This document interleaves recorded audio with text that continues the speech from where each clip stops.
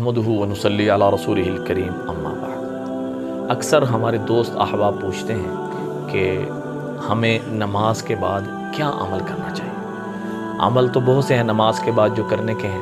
हाँ जी, एक दफ़ा अल्लाह अकबर, 3 दफ़ा अस्तगफिरुल्लाह अस्तगफिरुल्लाह सलाम फेर कर, मर्द हो या औरत हो, ये करना चाहिए। फिर जो आदमी सर पे हाथ रख कर या कवियु 11 दफ़ा पढ़ेगा, अल्लाह उसके हाफ़िज़े को कवी फरमाएंगे। वो लोग जिनको भूलने की आदत है, बात को भूल जाते हैं, बात याद नहीं रहती, हिसाब भूल जाते हैं, कि जो इसका एहतिमाम करेंगे या कवियु का फ़र्ज़ों के बाद 11 दफ़ा सर पे हाथ रख कर, तो अल्लाह जल्ले शानहू उनके हाफ़िज़े को कवी फरमाएंगे। एक बात याद रखिएगा, ये अमल मुजर्रब है, मुजर्रबात में से है। मुजर्रब कहते हैं कि बड़े हज़रात, उलमाए किराम, मुफ्तियान किराम, मुहद्दिसीन, औलियाए किराम, बड़े हज़रात ने इन अमलों का, क्योंकि या कवी कहते हैं अल्लाह की ज़ात, अल्लाह के सिफ़ाती नाम है। तो अल्लाह के सिफ़ाती नाम मतलब ए बड़ी ताकतवर ज़ात, ए वो ज़ात जो बड़ी पावरफुल है।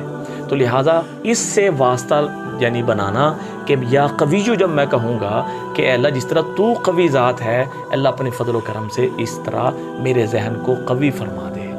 अल्लाह जो इस तेरे नाम के अंदर अल्लाह ये जो ख़ासियत है, अल्लाह ये इसकी बरकत से मेरे जहन को तेज़ कर दे।